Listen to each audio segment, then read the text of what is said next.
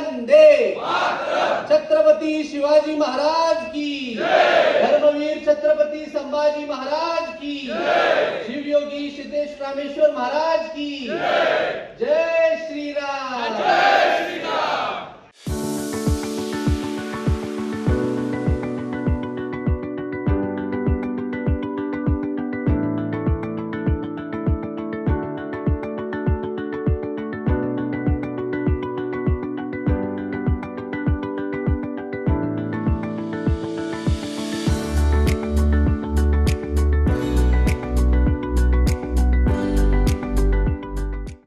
आम्ही युवा शक्ती जागर यात्रा ही सुरुवात करण्याचा निर्णय कसा घेतला हे सांगतो।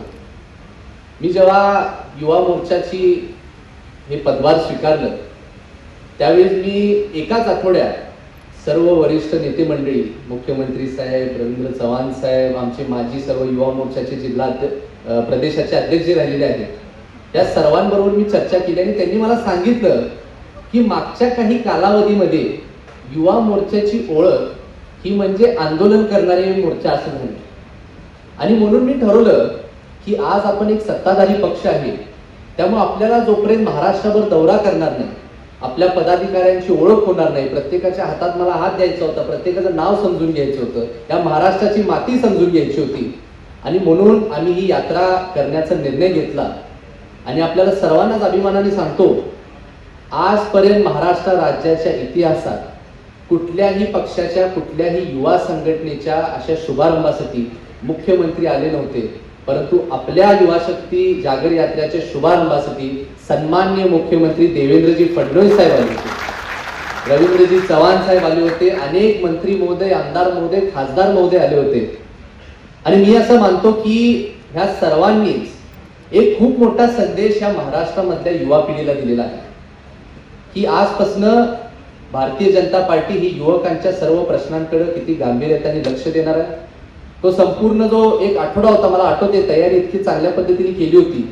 मी 20 तारखेला महाराष्ट्र राज्यामधल्या सर्व जिल्हा अध्यक्षांना, त्यांच्या महामंत्र्यांना बोलून घेतलं होतं, त्यांच्यावर आमच्या बैठका झाल्या। 21 तारखेला तो कार्यक्रम झाला आणि आमच्या यात्रेची सुरुवात झाली। यात्रेची सुरुवात सुद्धा आम्ही मुंबईच्या प्रदेशाच्या कार्यालयातून केली। तिथून पुढची जी यात्रा जी पहिल्या टप्प्यातली होती ती कोकण विभागात गेली, म्हणजे आम्ही मुंबईपासून नवी मुंबईमध्ये गेलो, त्यानंतर रायगड उत्तर दक्षिण, रत्नागिरी उत्तर दक्षिण, सिंधुदुर्ग असा आमचा पहिला पट्टा होता। आणि मी खरं सांगतो या संपूर्ण अनुभवातून शिकायला सुद्धा अनेक गोष्टी मिळाल्या। मी हा प्रवास करत असताना फक्त आपले शासकीय 36 जिल्हे नाही, आपल्या भारतीय जनता पार्टीच्या रचनेनुसार जे संघटनात्मक 80 जिल्हे आहेत, मी या 80च्या 80 जिल्ह्यांमध्ये प्रवास करतो। त्या प्रमाणात वाटते, त्यामुळे कॉन्टेंट क्रिएटर्सच्या भेटी तिथे घेतल्या, अनेक वेगवेगळ्या संघामधल्या आपल्या विचारधारेच्या लोकांच्या भेटी घेतल्या, प्रमुख लोकांच्या भेटी घेतल्या आणि त्या सर्वांच्याच अनुभवातून अनेक गोष्टी शिकायला मिळाल्या। परंतु मला एक गोष्ट आपल्याला खात्रीपूर्वक सांगायची आहे की आपण सर्वजण भारतीय जनता पार्टीमध्ये आपल्याला काम करायला मिळतं, या बाबतीत आपण सर्वजण खरं तर भाग्यवान आहोत। आज आपण भारतीय जनता पार्टीचा इतिहास बघताना सुद्धा आज भारत मातांच्या साईडला पंडित दीनदयाल उपाध्याय आहेत, श्यामाप्रसाद मुखर्जी आहेत, ज्यांच्यामुळं ह्या पक्षाची स्थापना झाली। आणि ह्या पक्ष वाढीसाठी किंवा ह्या पक्षाने घडवलेल्या नेतृत्वांचा जर तुम्ही विचार केला, अटल बिहारी वाजपेयीजी होते, लालकृष्ण अडवाणीजी होते, सुषमाजी स्वराज, प्रमोदजी महाजन, गोपीनाथजी मुंडे, आज आपले सन्माननीय प्रधानमंत्री मोदीजी सुद्धा हे ह्या पक्षाने घडवलेले एक नेतृत्व आहे। आणि जसं मयूरनी सुद्धा मगाशी सांगितलं की हा आपला सुवर्ण काळ आहे, हा सुवर्ण काळ माझ्यामुळे नाही, हा सुवर्ण काळ सन्माननीय मुख्यमंत्री देवेंद्रजी फडणवीस साहेबांमुळे आहे, रवींद्रजी चव्हाण साहेबांमुळे आहे। कारण खूप मोठी ताकद त्यांनी आपल्यावर इथं उभा केलेली आहे।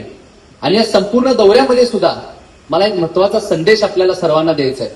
मी हे माझ्या 21 तारखेच्या भाषणामध्ये सुद्धा बोललो होतो, म्हणजे तो कार्यक्रम मला अजून सुद्धा आठवते। ताई, मी आजपर्यंत कधीही राजकीय कार्यक्रम केला नव्हता, म्हणजे आमचा राजकीय वारसा काय आहे थोड्या वेळात सांगेन, परंतु मी आजपर्यंत पहिल्यांदा आयोजित केलेला कार्यक्रम तो 21 तारखेचा आमच्या युवा शक्ती जागर यात्रेचा शुभारंभ होता आणि पहिल्याच कार्यक्रमाला मुख्यमंत्री साहेब होते।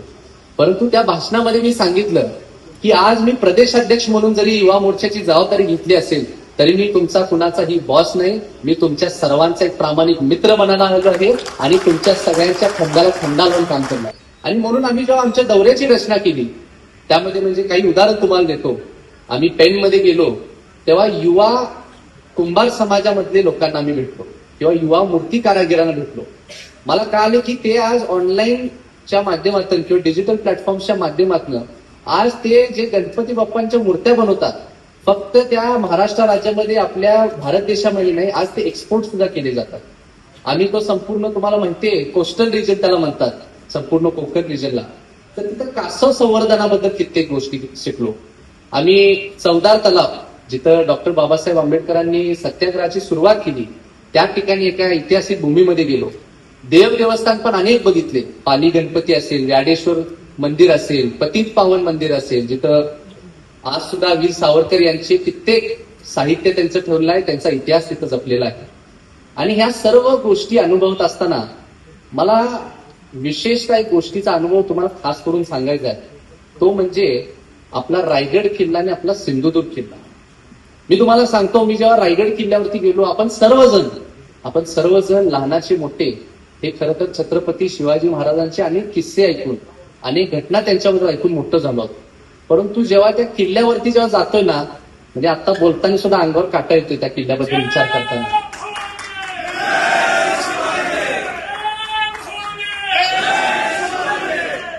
तिथं गेल्यानंतर छत्रपती शिवाजी महाराजांबद्दल अनेक किस्से घटना समजल्या. हिरकणी बुरुज कसा निर्माण झाला, एक आई जेव्हा किल्ला बंद झाल्यानंतर सुद्धा जो किल्ला उतरणं किंवा चढणं शक्य नव्हतं, ते रात्रीच्या अंधारात त्याच्या मुलाच्या पोटी काळजी असल्यामुळे ती उतरली, त्यामुळे हिरकणी बुरुज तिथं तयार केला.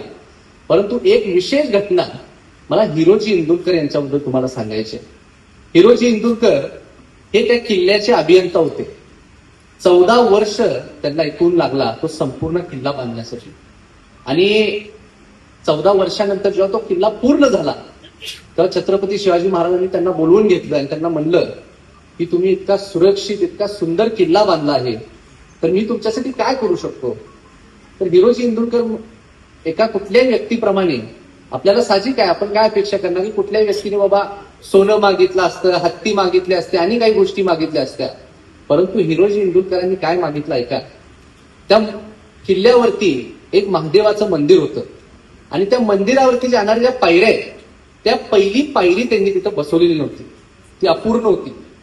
त्या पायरीवरती त्यांनी स्वतःचं नाव करून ठेवलं होतं. आणि ते छत्रपती शिवाजी महाराजांकडे गेले आणि म्हणले, महाराज माझी एवढीच विनंती आहे की या महादेव मंदिरात जेव्हा तुम्ही रोज दर्शन घ्यायला जाल, त्या पहिल्या पायरीवरती मी माझं नाव कोरले, रोज तुम्ही दर्शन घ्यायला जाताना तुमचा पाय आमच्या पाठीवरती पडून दे, हा एवढाच मला भेट तुमच्याकडे पाहिजे. म्हणजे आपल्या महाराजांवरती प्रेम करणारे निष्ठावंत कसे लोक त्यावेळी होते, त्याचा एक खूप चांगला अनुभव आम्हाला त्या किल्ल्यांवरती गेल्यावर मिळाला. आणि एकत्रित ह्या संपूर्ण दौऱ्यामध्येच आपले युवा मोर्चाचे सर्व पदाधिकारी इतक्या चांगल्या पद्धतीने काम करतात, त्याचा सुद्धा मला आनंद आहे. सांगायला अभिमान वाटतो की उद्याची धुरा, उद्या येणाऱ्या 29च्या निवडणुकांमध्ये जास्तीत जास्त युवा निवडून आणण्याची जबाबदारी दादांवर दिलेली आहे. आणि हे करत असताना ही बांधणी करणं, आता निवडणुका आत्ताच झालेल्या आहेत, हे असून सुद्धा ही बांधणी आत्तापासून येणाऱ्या 5 वर्षामध्ये केली तर येणाऱ्या 29च्या निवडणुकांमध्ये जास्तीत जास्त युवा आणि युवतींना निवडून आणण्याचं टार्गेट भारतीय जनता पार्टीने त्यांच्यासमोर ठेवलेलं आहे. आणि म्हणून आत्ता निवडणुका संपल्यात म्हणून न थांबता ही जिल्ह्याची युवा मोर्चाची बांधणी करण्याचं काम कृष्णराव दादांच्या हातामध्ये दिलेलं आहे. आणि सगळे युवा जोडण्याचं काम जे आहे, भारत देश हा सर्वात युवा असणार, सर्वात जास्त राज्यामध्ये सत्ता असणारा भारतीय जनता पार्टी हा एकमेव देश आहे. आणि म्हणून 2-3 प्रदेश जर सोडले तर संपूर्ण देशामध्ये भारतीय जनता पार्टीचं राज्य आहे. आणि हे करत असताना महाराष्ट्रामध्ये आज आपण बघतोय की महाराष्ट्रामध्ये आपली निर्विवाद बहुमत आहे आपल्याला. आणि त्यामुळे जास्तीत जास्त नगरसेवक असणाऱ्या, जास्तीत जास्त महानगरपालिका ताब्यात असणाऱ्या, जास्तीत जास्त नगरपालिका ताब्यात असणाऱ्या, जिल्हा परिषद ताब्यात असणाऱ्या, आणि सोलापुरात सांगायचं दादा तर सोलापूर जिल्ह्यामध्ये आपली महानगरपालिकेमध्ये 96 नगरसेवक आहेत, जिल्ह्यामध्ये 87 निवडून आलेले कॉप धरून 96, जिल्ह्यामध्ये आपली जिल्हा परिषद आपली 38 नगरसेवक आहेत, नगरपालिका 16 आपल्या आहेत, 144 नगरसेवक नगरपालिकेमध्ये आहेत. जिथं आपली वर्षानुवर्षे जिल्हा परिषद आपल्या ताब्यात नव्हती, यावेळेला स्पष्ट बहुमतामध्ये आपली जिल्हा परिषद आपली ताब्यात आलेली आहे. त्यामुळे ग्रामीणमध्ये आणि शहरामध्ये अधिकाधिक नगरसेवक, परवाच 28 तारखेला माननीय मुख्यमंत्री देवेंद्रजी फडणवीस यांनी या सगळ्या नगरसेवकांचा हरिभाई देवकरांच्या ग्राउंडवरती मोठ्या प्रमाणामध्ये सत्कार केला, सन्मान केला. आणि हा फक्त महाराष्ट्रामध्ये सोलापूर जिल्ह्याला मान मिळालेला आहे जास्तीत जास्त नगरसेवकांचा. आणि म्हणून मी आपल्याला अभिमानाने सांगेन की आज आपण इथे सोलापूर शहरामध्ये आलात. आपल्या शहरामध्ये आमच्या युवा मोर्चाच्या वतीने भव्य असं स्वागत झालं. आपण आत्ता आमच्या युवांना संबोधित करणार आहात. आपली अजून कार्यकारिणी व्हायची आहे महाराष्ट्राची, तर ही कार्यकारिणी करायच्या अगोदर आपण महाराष्ट्राचा दौरा केलेला आहे. आपल्याला त्या युवा मोर्चाचा आवाका कळलेला आहे आणि त्यातून सोलापूर जिल्ह्यामध्ये जास्तीत जास्त युवा मोर्चाची टीम अधिकाधिक पद्धतीने काम करेल आणि या मेळाव्यातून त्यांना ही ऊर्जा मिळेल असं मला नक्की विश्वास वाटतो. जिथे संपदेला असे थोर मान, जणू वैभवाचे सजे शिल्प छान. सुवर्णाची या ग्राहका नम्र राहे, असे सर्व भूमंडळी एक आहे. गणेश रामचंद्र आपटे, मंगळवार पेठ आणि लकी चौक. आणि आता नव्या अलंकारांसह नवे दालन, रामकुटी 7 रस्ता सोलापूर. गणेश रामचंद्र आपटे.